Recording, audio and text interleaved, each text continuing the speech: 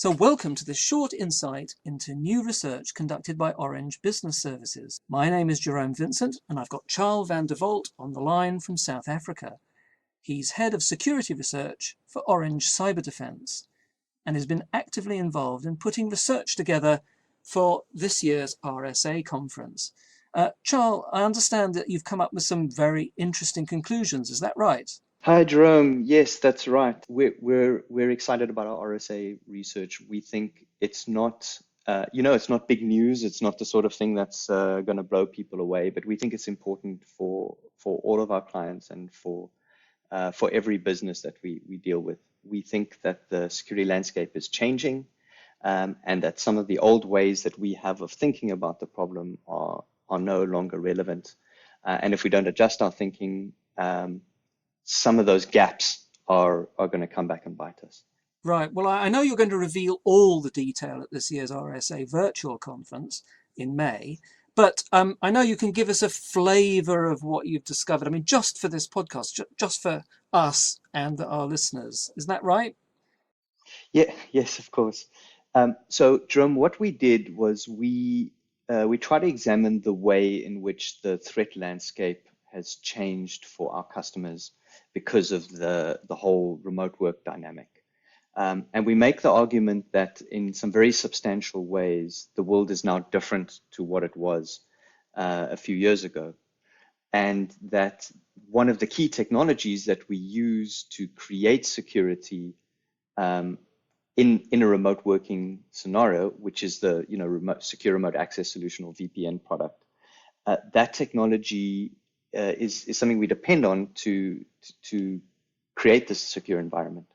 And so what we did was we set about testing about half a dozen major products of this kind against this new threat model that we identify.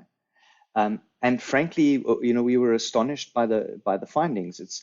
It's not to say that the VPN products don't work or that they have bugs in them or that they're broken in some way. It's just to say that the threat landscape has changed so much. This new reality dictates different kinds of mitigations that these traditional products are really struggling to give us. Right. So, I mean, you're working with a lot of VPN customers and vendors and people like that. So are you saying that they're not really up to scratch in terms of the new paradigm of everyone working from home? I mean, up to scratch is a difficult word, and we try and avoid, making judgments, I suppose, in our research. What we can say definitively is that given the new threat model, the technologies have to work very hard to provide us with the protection that I think we're expecting. And again, it's not because they're broken. It's simply because the underlying reality has changed so much. You've been interacting with those VPN vendors, have you, in terms of the research as well as developing ways to strengthen the connections with remote workers? Is that right? Yeah, so obviously we're a reseller of these technologies. They're very important partners to us, not just in the VPN space, but across the board. And to a degree, we're sort of calling their baby ugly, which is a difficult thing both for us and for them. But what we did is we reached out to them. It's this sort of partnership is a two-way street, I guess. And so we went through a process of identifying the right people with these partners, within these partners, and starting conversations with them. And once we did that, it's really an overwhelmingly positive experience for me. I was genuinely impressed by how passionate, how smart, how committed the teams are that are working on these technologies, and how willing they were to engage with what we were doing. So the research itself, I mean, who were you actually aiming the research at? I mean, was it the VPN people or was it the enterprises that we're all serving? Yeah, it's a good question. I've got a team that basically just does this kind of stuff, and it's a fair question to ask why. So really, there's two things I think behind it from Orange's point of view. Obviously, it's nice for us to get a bit of publicity. It's nice to be on the stage at RSA and get the kudos that come with that. But there are cheaper and easier ways to do that. There's a lot of stunt hacking that will get you a lot of credibility. This sort of research contributes in some way to that, but it's not massive. The second thing is that the individuals who work for our business and the business itself has a sincere desire to actually do meaningful things and a real curiosity, about what works and what doesn't. They want to have a positive impact, and having a positive impact means understanding the landscape and how it's changed. And that understanding, I think, at this point is genuinely existential. There's no point in us continuing to do what we've done before in the same ways that we've done them before if the landscape has shifted to such a degree that those things are no longer effective. And that's what our research enables us to understand. And so we do it at these big levels, to try and understand these massive systemic shifts, but we also do it on a continuous, ongoing basis through what we call our intelligence-led efforts. Because obviously the enterprise, the customer, is not going to be able to do that themselves, because as you said, it's a huge landscape, it's asymmetric, you can't keep pace with all these things. You need someone to do that for you. What sort of approach do you take in terms of understanding how the thinking process in terms of dealing with that? Is that there's a sort of methodology you use, isn't there? Yeah, that's right. So we call our process intelligence-led. And intelligence-led is really a philosophy of doing things. It's a how. So everything we do, we try and do it intelligence-led. And for intelligence-led, we're really borrowing from that sort of US Air Force notion of the OODA loop, to observe, orient, decide, and act. And one of the advantages that we have as a big player and as a service provider have is that we've got the ability to observe very broadly and very deeply across a range of domains, everything from geopolitics down to, minute variations in malware. We've got eyes on it. So we can perceive how the world is changing very quickly. But that's only one part of the problem. The other problem is you need to then orient, decide, and act. And that's where intelligence-led comes from. Intelligence-led is the people, processes, and technologies that are required to orient yourself around new information and new understanding of the environment and actually change what you're doing in response to that. And sometimes that change is at a high level, thinking about VPNs and the roles that they play. And sometimes that change is at a much lower level. We need to find software of this variant and patch it now because this is critical. Right. And the point is that's you need to be very agile to do that. And the fact that you're doing it for a customer means that you're like the eyes out there doing this OODA loop, as you call it, for them, because obviously of the complexity of what's going on in the world. So is really what you're offering to people the agility to stay ahead of that threat landscape. Yeah, exactly. It's agility is key. The ability to change direction, change behavior, adjust your processes at a very rapid rate. The trick, though, is how do you institutionalize that in a business? And that's, whether it's our customers or for ourselves, how do we implement agility as an industrialized process, something that's consistent and dependable and happens every time? And of course, that's not an easy thing. And in a way, the very notion of a formal process is a little bit in tension with the notion of agility, right? It's hard to imagine them together, but there are models that illustrate how this can be done. The whole sort of agile development idea, for example, and DevOps illustrates how it can be done.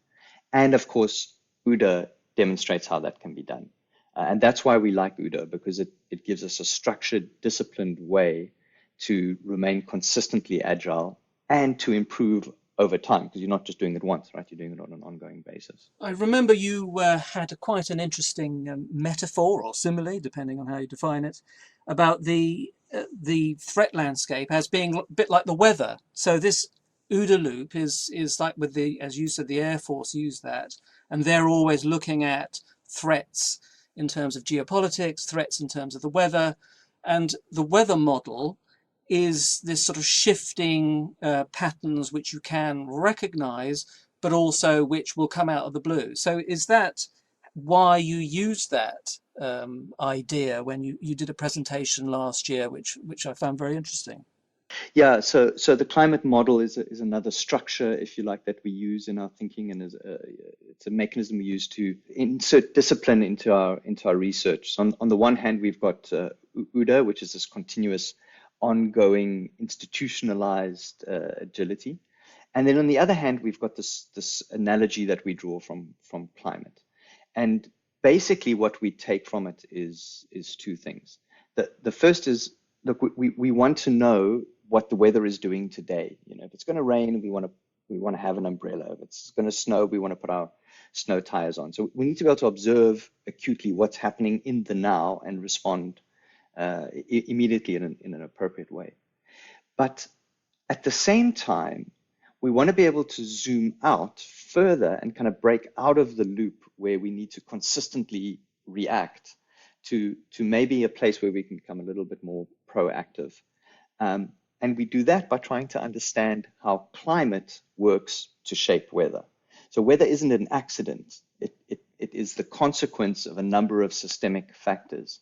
And if we understand those systemic factors and start to observe them, then we can start to make predictions about how the weather is going to manifest in specific places. Give ourselves a little bit of a head start, maybe change our behaviors, maybe even change the behavior of the climate in an effort to impact how the weather manifests in a specific place. So and so that's why we'd like to keep this balance between climate and weather. We think they're both factors that need to be considered and engaged with. I mean, it sounds good, Charles, it really does. But in terms of cyber security, I mean, these are people out there, hackers, organizations, be it state actors down to just somebody in a bedroom somewhere. How can you really use that sort of climactic model to understand what might or might not happen with these human actors? Yeah, sure. No, I take that. Look, it's a work in progress, and don't get me wrong, I'm not claiming that we have a crystal ball. And it's an analogy, so like any analogy, it's going to have its edges.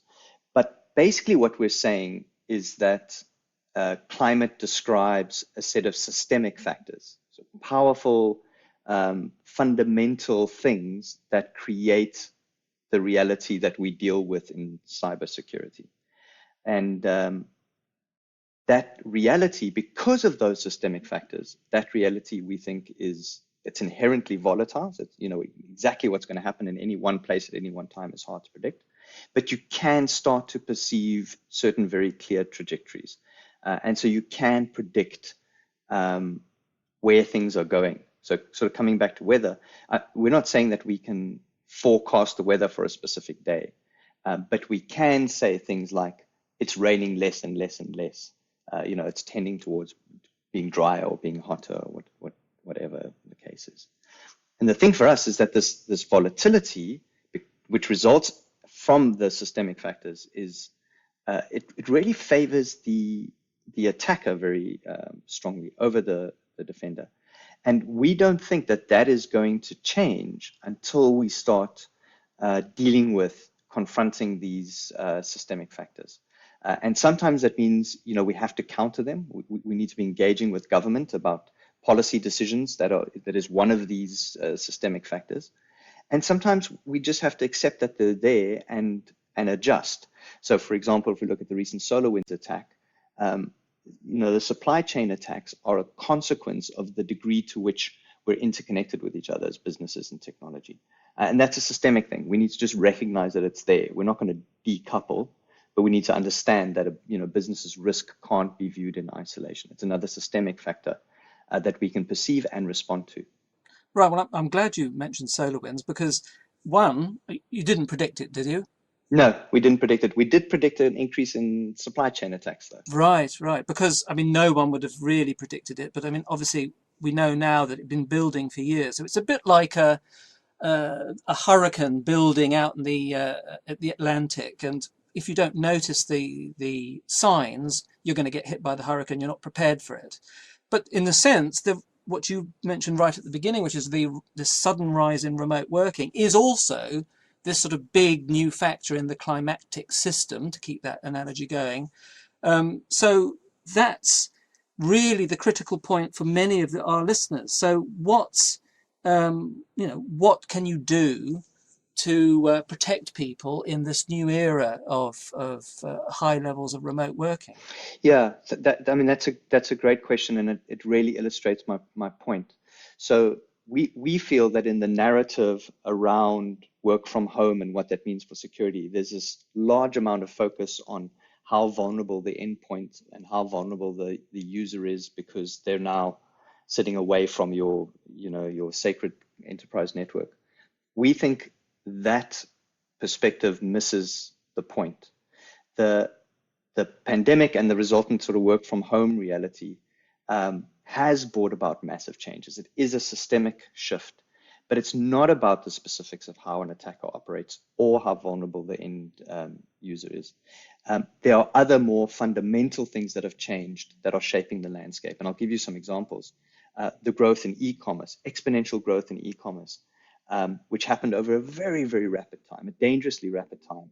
And we believe has contributed to the adoption of a large amount of technical or security debt. That's a systemic change.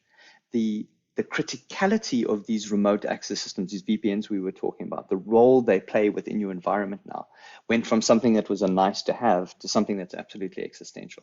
That's an important systemic shift. And then our dependence on things like video conferencing and collaboration. Also things, having Zoom before was a nice to have. Now without it, we can't operate as a business. That's a systemic shift. But the other one, which is the one that we talk about in our RSA talk, and so we've come a nice full circle, is the fundamental shift in our understanding of who owns the local network. We have a perception that the local network is something that we control. What's happened now is we are dependent on a local area network that is not under our control and yet still fundamentally contributes to our risk. And that's what the RSA talk does, is it illustrates a number of new and worrying ways in which the notion, the very fact that the local area network that your user is on is under someone else's control, how that changes your threat model and results in very specific threats to your security. Right. I mean, so the question then is, if we're under threat, as you've said, then what should our listeners do now? I mean, what should they be doing right now? So we preach two gospels, and again, they're a little bit in tension with each other. The one drum we keep beating on is this notion that we need to understand and respond to the systemic factors, sorry, they're not threats. And sometimes that means countering them, and sometimes that just means adjusting to them. But until we start looking past the weather to understand the climate, we're just going to have to keep taking what we get, and that's not going to be nice. But in the meantime, there is this volatile reality that things are changing around us all the time. We can't predict, and we can't avoid some things. The secondary victims of SolarWinds could not have avoided what happened to them. No one in the security industry was there to stop that from happening. And so we need to position ourselves to make that OODA loop that I spoke about tighter and more efficient. That means being able to observe things that have changed, orient ourselves around them, make a decision, act decisively to incorporate this new reality in our security processes and controls, etc. So once again, the key for me is agility, institutionalized agility. And again, that's what we're seeking to drive into kind of all of our offerings, from managed services down to pen testing, is that institutionalized in agility through our intelligence-led processes. So really, they've got to engage with experts, people like you, Charles. Well, yeah, I like to think so. I think there are businesses that can do this sort of thing themselves, but I think the observe and orient part of this problem is something that lends itself to expertise. It needs systems, it needs processes, it needs manpower, it needs a certain skill set that I think is very hard to find and maintain. outside of a professionalized environment like ours. And if listeners wanted to get in touch with yourself or your colleagues, what should they do? Well, we'd obviously love to speak to listeners about our intelligence-led approach to things, which, as I said, touches on every aspect of what we do, all the way from pen testing to managed services. We seek to make everything agile and intelligence-led. And the way to get in touch with us is easy. I think our details are on the email that we sent. Our account managers will reach out to follow up.